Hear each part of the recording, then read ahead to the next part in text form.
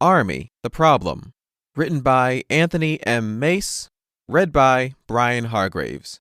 A Haditi audio comic book and Pokerface Media production. Book 1. The global pandemic was a right hook none of us saw coming. To say that we, as a planet-wide superpower, were unprepared would definitely be an understatement. And like unforeseen historical challenges in U.S. history, the pandemic highlighted and brought out not only the absolute best, but the worst of our nation. But with a new administration came a fresh, overdue vision for a better future, dubbed the Brighter Tomorrow Initiative. This bold, common-sense plan was well thought out and executed. The nationwide infrastructure initiative would be a huge undertaking, but it was actually the kick in the butt this nation needed. And boy did it work like a charm. Roads were repaired, bridges were updated or demolished and built anew, wind turbines and solar farms accompanied a modernized power grid. Everything from water treatment to communications saw improvement. But by far the most impressive as well as unexpected thing to blossom out of the Brighter Tomorrow Initiative was the erection of a brand new U.S. city. Located between Philadelphia and Pittsburgh, Tubman was 142.71 square miles of pride and promise, belonging and belief, a shining example of true American excellence. And the city's first residents came from all corners of the country, and just as before in this nation's past, many came from beyond our borders, hopeful dreamers looking to forge a new life for themselves and their families in Tubman.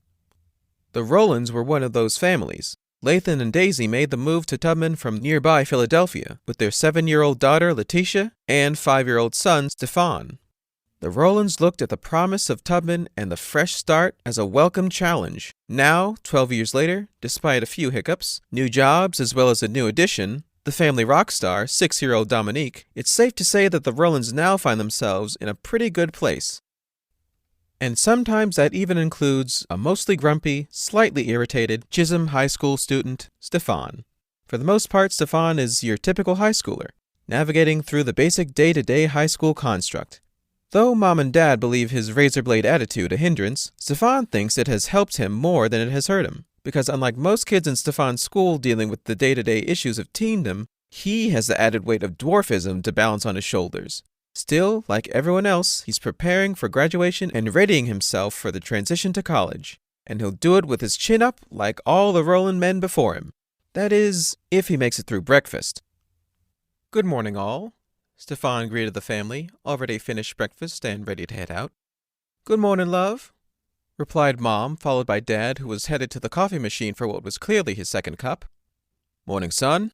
Dominique hopped from her stool at the counter to deliver her big brother a hug. Hey, Steph. His big sister, Letitia, however, remained seated, opting to only give her little brother some sass. What's up, bushead? Stefan hopped into the seat next to Letitia at the kitchen island and reached for a croissant. I'm sorry, Letty, I looked all over and couldn't find them, so you're going to have to go back to school without them. Letitia, puzzled, looked at Stefan and asked, Without what? Stefan pointed his open palm at Letitia's head and replied in his most sincere voice, Your edges. Dominique burst into laughter and gave Stefan a high five. Ha ha! Got her! Come on, guys. It's way too early and I haven't even had my second cup of coffee, said a weary Dad as Mom, who was now standing beside him, simply shook her head. Letitia eyed Stefan as she sat back slightly in her seat, mouthing okay then. Stefan smiled a bit into his croissant and shrugged his shoulders. Well, speaking of school, she started with a devilish grin on her face and a shoulder shrug of her own. I can't wait to see my little brother all decked out for prom. Stefan almost choked on his croissant. The look of total shock and betrayal painted on his face and the sinking feeling in the pit of his stomach only deepened when their mother spoke on it. Me either. My baby boy is going to stun so hard.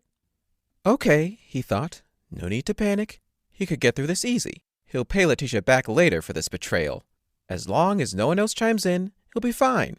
And that may have been the case. But unfortunately, Dominique isn't a mind reader. Ooh, I can't wait. You're taking Kathy, right? Ooh, did you ask her? If you didn't, can I be there? I want to take pictures. She cheered as she tugged on his hoodie sleeve full of so much delight he almost hated shooting her down. Whoa, Dee, relax. First of all, you don't take your best friend to prom.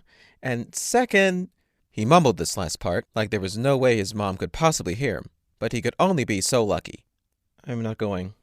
Excuse me? asked Mom, shocked, and even though it was directed at Stefan, she was looking at his totally blindsided father.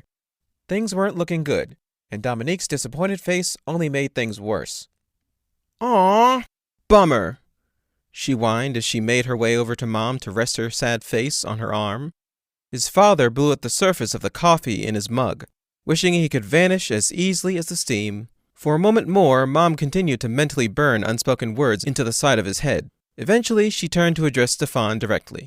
"Are you serious?" she asked. The question was a simple one, but the meaning alone, along with her trademark glare, sent a chill through Stefan. But, as they say, the proverbial cat was out of the bag. So there was nothing else for him to do but embrace this train wreck, look his mother in the eyes, and answer. "Yes, ma'am." After his reply, the stare grew even colder. But luckily, Mom's gaze, along with her next words, redirected from him to the person to his left. "Letitia Abigail Rowland, you knew about this?" Letitia's eyes grew wide as things quickly spiraled into a backfire. Hold up. I have nothing to do with this. This was all Buzzhead's decision," she screeched, shaking her pointed finger vigorously at Stefan. Sensing the temperature in the room was on the rise, Dad fabricated an exit he thought was a sure thing. Let me put the trash out," he said with an air of urgency in his voice. Unfortunately for him, not only did everyone in the kitchen know better, his darling wife was not in the mood to let any of the Rowland men off the hook. "You know good and well it's not trash day." Busted. Dad didn't even try to push the ploy. He knew his saving grace was to surrender and ride this train wreck out. You're right, it's not." Mom threw her hands up like she could pull understanding and patience from the sky above. "Wow, just wow. You know what? Not right now. I'm taking your sister back to school today. You and I will have this conversation when I get back."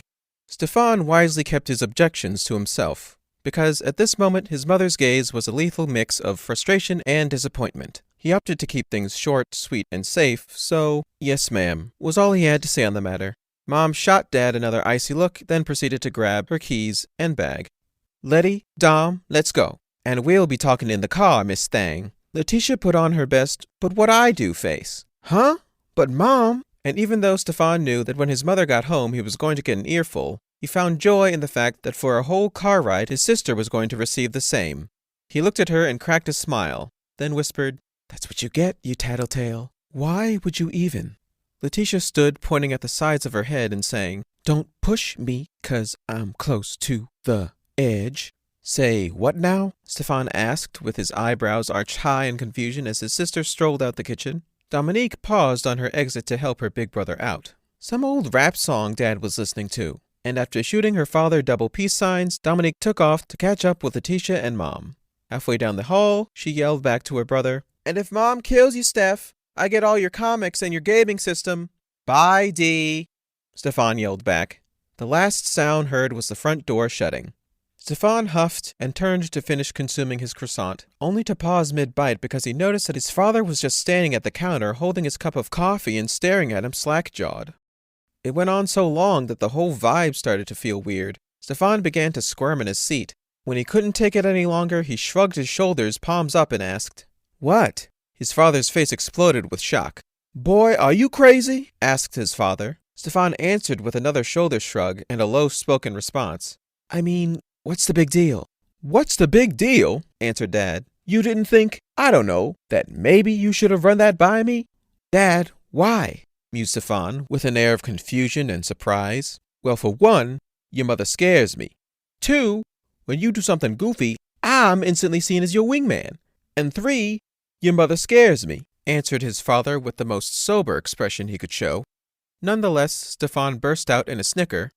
"Come on. 1, you're not scared of Mom, and 2, it's no big deal. It's just prom. If I don't go to it, what's the matter? She'll get over it." His father's upper eyelids drooped and relaxed, as did his jaw. He looked over his darling son, shook his head slowly, and mumbled into the rim of his coffee mug, 17 years and he's utterly clueless. Where did I go wrong?" "Really, Dad?" Stefan shot back with a gasp. "Yes, son. Really. Your mother doesn't ask for much. A little bit of upfront honesty should be the least she..." Stefan's dad stopped mid-lecture. Seeing the glossy look in his son's eyes was a clear sign he was mentally about to check out. He let out a soul-clearing breath of air. Well, I assume you're still going to the TCC admissions office today? Stefan snapped back to the moment in front of him at the change of subject. Yes, sir. Would you like a ride there? Asked Dad. No, I'll take the train down. You sure? It's not a problem. I can drop you off before I head to the construction site. Stefan waved his father off and reached for the apple butter to spread on what was left of his croissant. Yes, sir, I'm sure. But I would like a cup of that coffee, though. Boy, go put out the trash, Dad answered, which Stefan replied with raised eyebrows and a condescending high-pitched tone. You do know it's not trash day.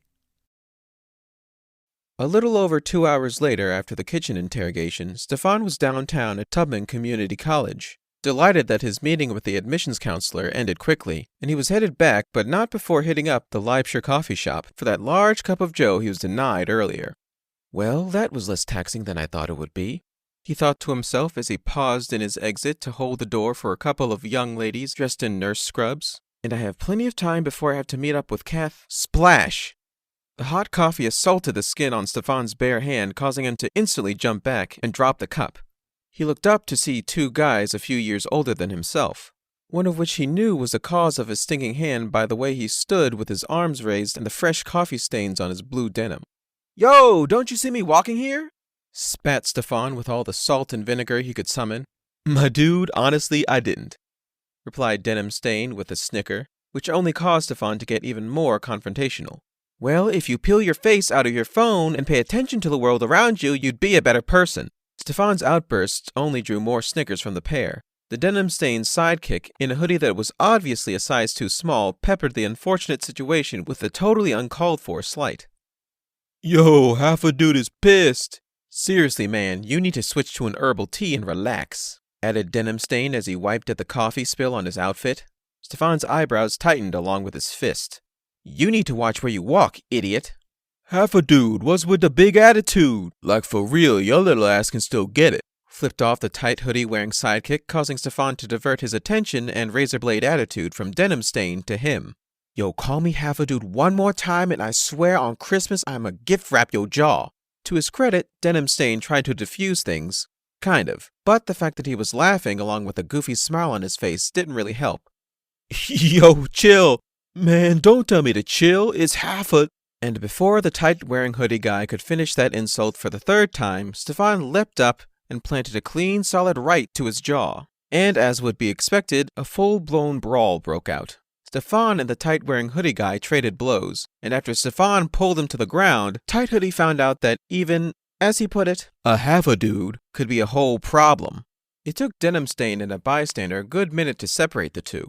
After a few choice words and some traditional hand gestures, all parties went their separate ways. Stefan headed towards the underground rail, still heated, coffeeless, and bruised. Today, the razor blade won. Could he have handled things better, he thought to himself. Okay, is Mom and Dad right about his out-of-control temper? Sure.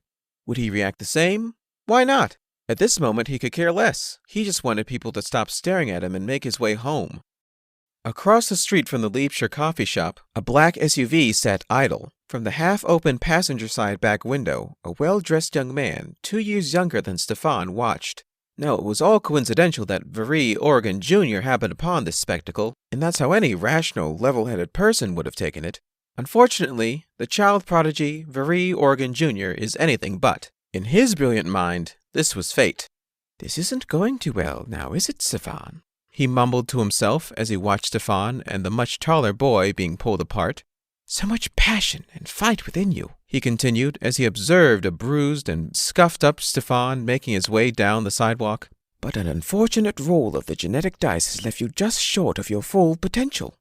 But given the opportunity, you could be so much more. I've known that since the first time I saw you. Oregon Jr. took one last look at a retreating Stefan and reclined back in the black leather seat as the rear window slowly rose. I think the time has come for some, if not all of that, to change. As he took a minute to run over his thoughts, Varnee Oregon Jr. gently plucked away at his right knee. When his inner conversation was done, he called out to the front of the SUV. Mr. Grayshot? The twin brothers Alfie and Riley Grayshot, the 24/7 chaperones/bodyguards to the young man, both looked back and answered in unison. Yes, Mr. Oregon. Forgive me, Alfie, replied Oregon Jr. at his folly. Alfie, from the driver's seat, waved it off with a smile. No worries, Mr. Oregon. Where to? The campus, please. I need to get to my lab. Yes, sir. The Oregon Plax campus it is. With the destination established, Alfie looked over at his twin brother, who already turned forward in his seat with a frustrated gaze. Feeling the warmth of his brother's eye on him, Riley faced him, confused. What, mate? Alfie pointed at his carefree twin and simply answered, Seatbelt. With his mouth agape, Riley reached up, grabbed the seatbelt tongue, and slowly pulled it into position so his brother could hear every tick of the retractor. After the insert click, with his best ta-da gesture, he asked, Can we go now? Yes, we can.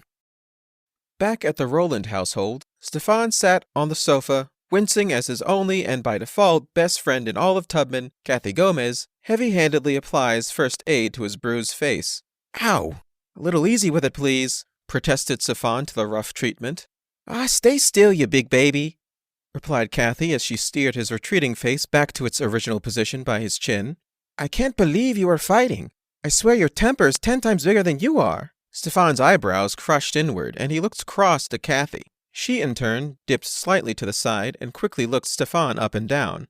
Gay? You want to square up with me now? Absolutely not, Stefan answered back without a second of hesitation.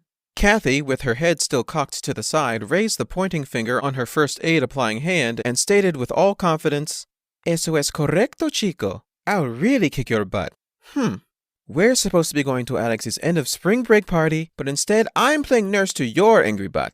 I told you I'm fine, and you could have just gone without me, mumbled Stefan as he cast his eyes away from Kathy's. She let out a small sigh as she placed a large Band-Aid to the side of Stefan's forehead. Knowing how her best friend since Mrs. Harris's kindergarten class was, she didn't push the matter. Instead, she decided to accept it, as she always does, and move on. You don't bail on your best friend, especially when they have a bunch of hickeys, scrapes, and bruises. She punctuated her statement with a final dab of disinfectant to the bruise on his cheek, with just a bit more force than was probably needed. Ow! Okay. You're lucky you got a friend like me, said Kathy as she was gathering up all the trash from the makeshift living room ER. She paused abruptly when she realized Stefan, instead of replying, sat there silent with a look on his face like he was doing calculus first period. Hello? With a scrunched-up face, Stefan looked at Kathy as he rubbed the Band-Aid on his forehead. Yeah, I'm thinking. Am I really lucky? Whatever, boy. Where's the remote? Welcome to the Oregon Plax Research and Development Campus, one of several prominent fixtures in the new city of Tubman, built and utilized completely or in part by Oregon Global Industries. The Oregon conglomerate is overseen by the covetous, egocentric, and business-savvy Varnee Oregon Jr., the unofficial backbone to Tubman, Pennsylvania's growing financial standing, and secretly the remorseless puppet master to its sprouting underworld. Well, most of Oregon's global standings are fixed around construction, freight logistics, and hedge fund analysis. The Oregon Plax venture was a partnership solely centered around the young prodigy. You see, when most kids would have gotten a trampoline or a dirt bike for their 11th birthday, Oregon Jr. was gifted this fully functional, state-of-the-art research and development laboratory. At the heart of this multi-million-dollar campus sits the main building, where the genius-level young teen has complete control over the top 2 floors. Those scholars in the respected fields that this brilliant young mind has all but upended with his theories and discoveries refer to him as a once-in-a-lifetime phenomenon that will usher mankind in the field of sciences into a golden age. But, however, those that really know him, those that have been fortunate to spend time with young Oregon Jr., secretly call him the greatest threat mankind may ever know.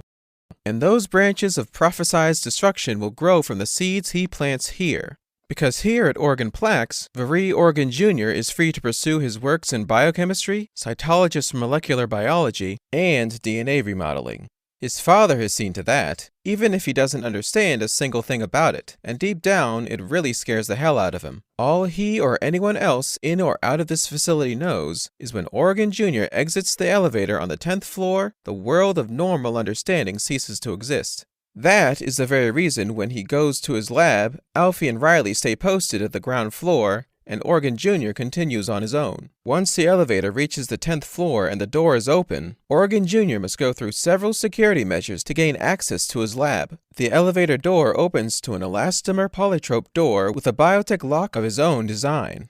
A crimson light atop the translucent keypad scans him head to toe. His height, weight, heart rate, and blood pressure are all checked.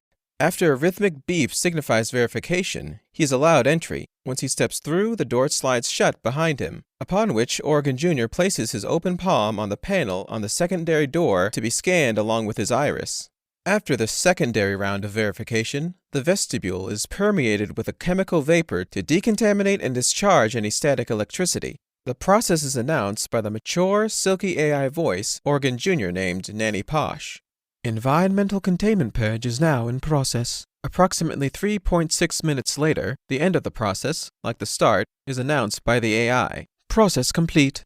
Oregon Jr. steps from the now open door in dissipating chemical mist wearing his signature champagne-colored laboratory coat. He walks over to the nearest table and picks up a tablet and taps the screen, which brings all the lab systems online. Good afternoon, Nanny Posh. Good afternoon, Junior, replied the AI system. What will we be working on today? Before answering his AI, Oregon Jr. swiped right a few more times on his tablet. Can you retrieve file ASR 4.6, please, and display it on the full digital float monitors? Retrieving amend file Stefan Rowland 4.6, displaying now. And as asked, digital images of scientific formulas and equations, cell breakdowns, and several species of Formicoida appeared before him, and the centerpiece of it all was a collage of photos starring none other than Stefan Rowland. Oregon Jr. stood there almost motionless, the only movement coming from the slow tapping of his right pointer finger on his leg. When his inner conversation was done, he spoke. Yes, I do believe all is ready. He turned and faced a section of the lab that remained shrouded in shadow and stared into it. I was going to wait until after your graduation, my friend, but after witnessing what I did today, I think you put up with enough. Wouldn't you agree, Mr. Clang? Oregon Jr. stopped just steps in front of the only darkened section of the laboratory, and from that darkness, a pair of calm, unblinking, honey-brown orbs stared back. If it wouldn't be too much of a bother, Mr. Clang, would you be so kind as to pick up a friend of mine? Asked Oregon Jr. respectfully. He and I need to work on a special project. There was a little rustle from the shadows, followed by a low, deep grunt. That caused a stale smile to creep across Oregon Jr.'s face. Thank you, Mr. Clang. You are appreciated. Back at the Rowland house, the hour was getting late. Stefan, with his skateboard under his arm, and Kathy by his side, stood in the doorway as he received parting words from Dad. And when you get back, you and I are going to have a serious conversation about what went down today. Yes, sir, replied Stefan in a soft, embarrassed voice. He and Dad both looked at Kathy, but only Dad had words. I'm sorry you had to miss the party, Kathy. It's cool, Mr. Rowland. All we missed out on is a lot of fun. You know, nothing serious. The grin on her face let Stefan know she was joking, but nonetheless it still stung, so it was no surprise that only Kathy and Dad laughed. Yeah, good old fun, said Dad as he turned his gaze back to Stefan. I'll see you when you get back.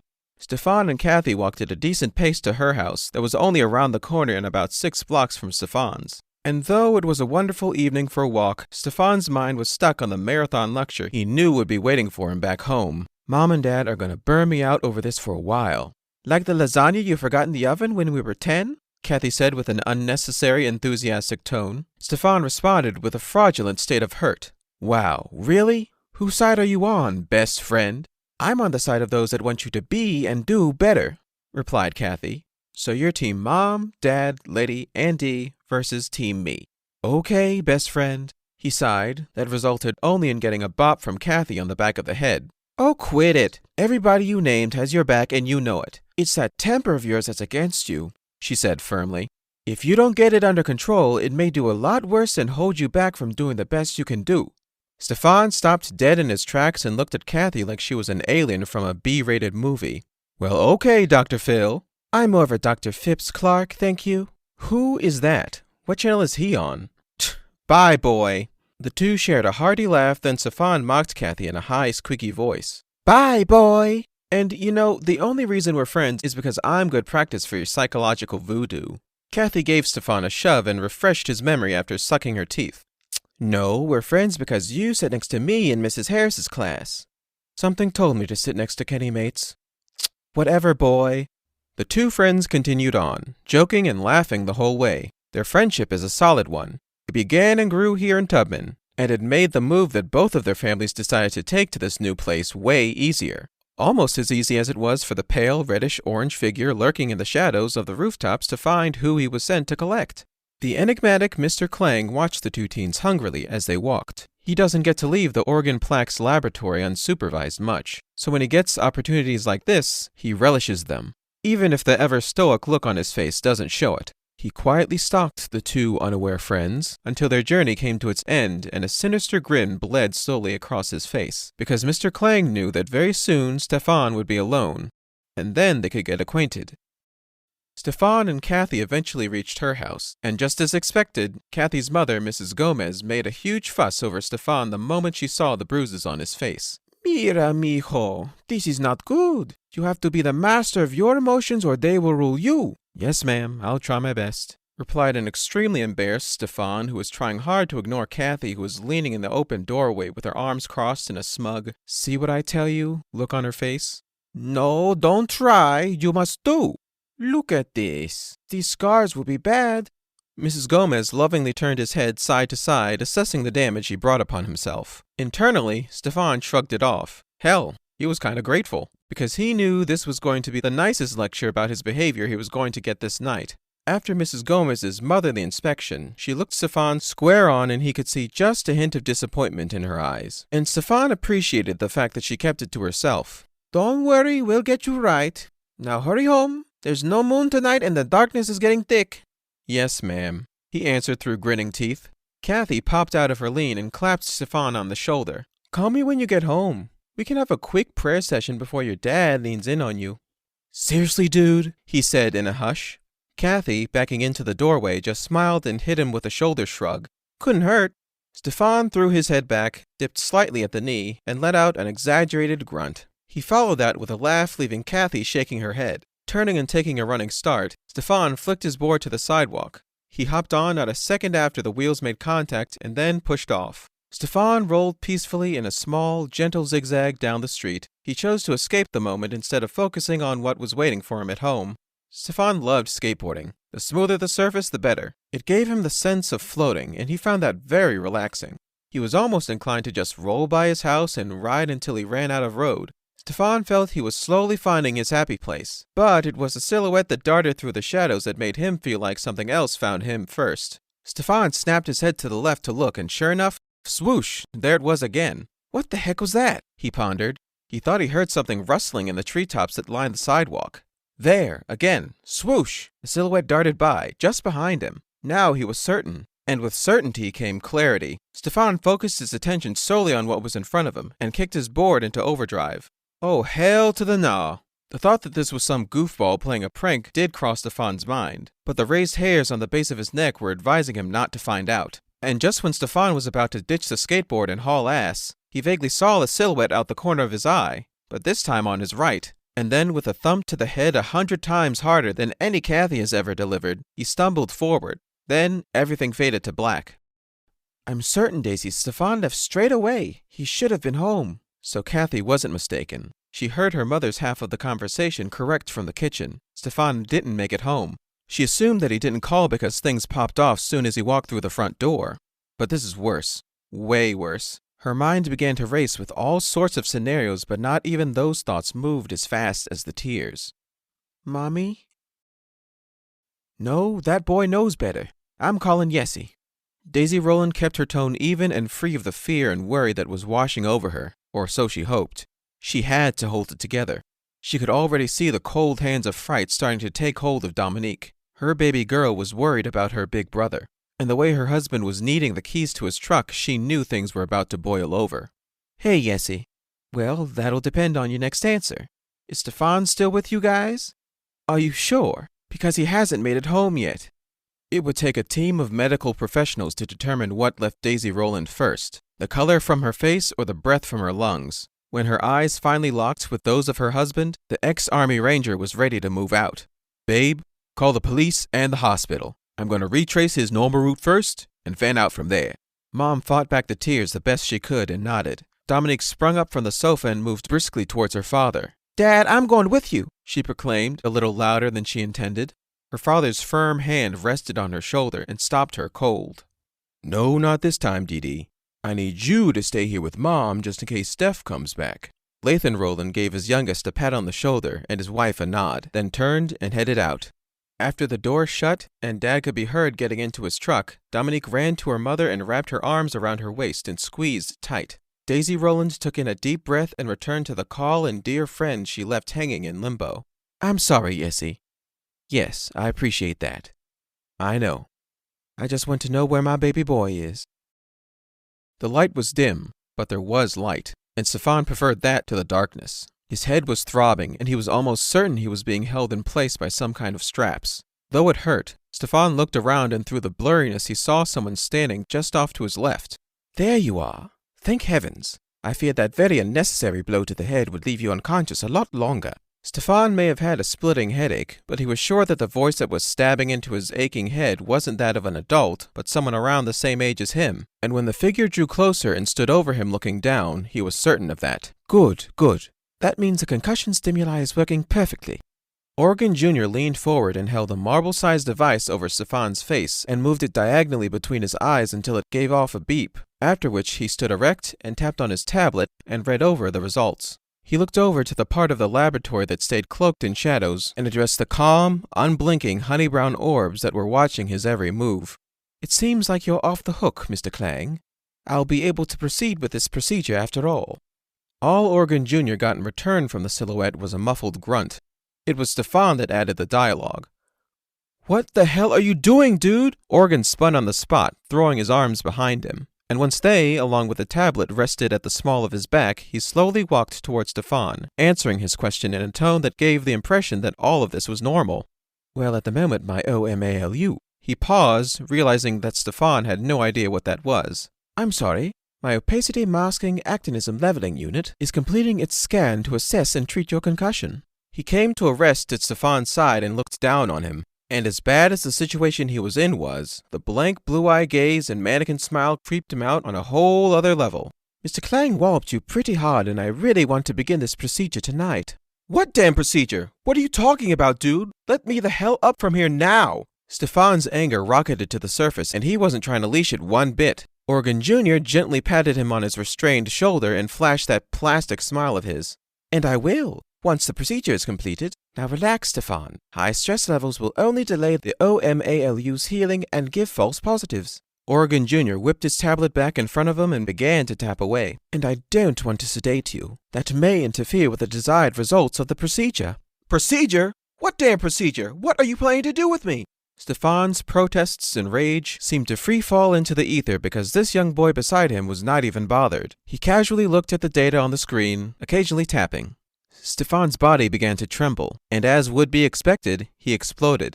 "Hey, weirdo!" Oregon Jr. looked up from his tablet with one eyebrow raised high. Still, his response was draped in normalcy, like all was exactly as it was supposed to be. "Relax, Stefan. It'll be over before you know it. And when all is said and done, you'll be better than ever, a whole new man." "I don't want to be a new nothing. I'm fine as I am." "Are you really?" asked Oregon Jr., and if Stefan wasn't so damn scared, you would think this little freak was actually being sincere. "Come on, Stefan. After that spectacle earlier today, I ask you, are you really?" "What? Earlier today? What, are you stalking me?" Stefan's words crawled from him hollow and mousy, but the turning in the pit of his stomach was stampeding. Oregon Jr. made a gesture like he was going to laugh, but no sound came from him. "Stalking? No. It was the universe that brought me there today to witness that little altercation. But to be honest, I have had my eye on you for some time now, Stefan." "Dude, I don't know you, and you don't know me." "Oh, but I do, Stefan. You'll see that shortly. You and I are kindred spirits, celestial brothers from the same womb of this heartless existence. My given intellect gave me the means I need to claim my strength. My father and his fortune gave me the tools I use to release it. I see that you, unlike me, require assistance to do the same, and I, being your celestial brother, feel obligated to help you." The more the haze cleared, the more confused Stefan seemed to get. All he could gather was that this kid was bonkers. "Look, my dude, there's nothing wrong with me. You, on the other hand, I'm not too sure. You said your father? Where is your father?" "My father doesn't come in here. Like you, I do not possess the needed makeup to follow in the footsteps of my father, and I am okay with that. Unlike me, I believe that you are not at all fine with that truth. I intended to correct that." Stefan's wide eyes looked at this clearly troubled kid, absolutely dumbfounded. If he wasn't in mortal fear for his life, he possibly would feel pity for the kid. There's nothing to correct, dude. Just let me go and we can forget about this whole weird little ordeal. Oregon Jr. went back to his tablet like Stefan didn't say a word, but Stefan didn't let that deter him. Kathy's psych journals always harped on communication, and what did he have to lose? You got me messed up. I don't have hang-ups that major. Especially when it comes to my father. I don't think my relationship with my dad is like the one you have with your dad, dude. If my best friend were here, she would say you're projecting. Stefan could sense the pause in Oregon Jr., but without looking up from the tablet, he challenged Stefan's declaration. Really? So 7 generations of military excellence by the men in your family comes to a screeching halt with you, and you're okay with that? You don't feel that your birth is viewed as a disappointment to your father? He stood there, motionless, when he was done talking. Not a blink, not a twitch. He was waiting for a reply. Sadly, there was none. The only thing that came from Stefan was a lone tear streaming down his face. But all that is irrelevant. After tonight, everything will be different. Don't worry, though. I'm not trying to make you taller. Your size makes you unique amongst the masses. But when all is said and done, Stefan, you will be so much more. You'll literally be a one-man army.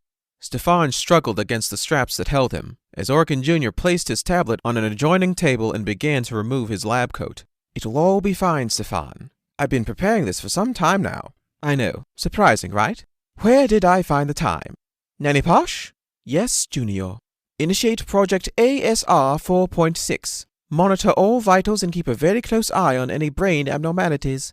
If any arise, contact me at once. Understood. Initiating Project ASR 4.6.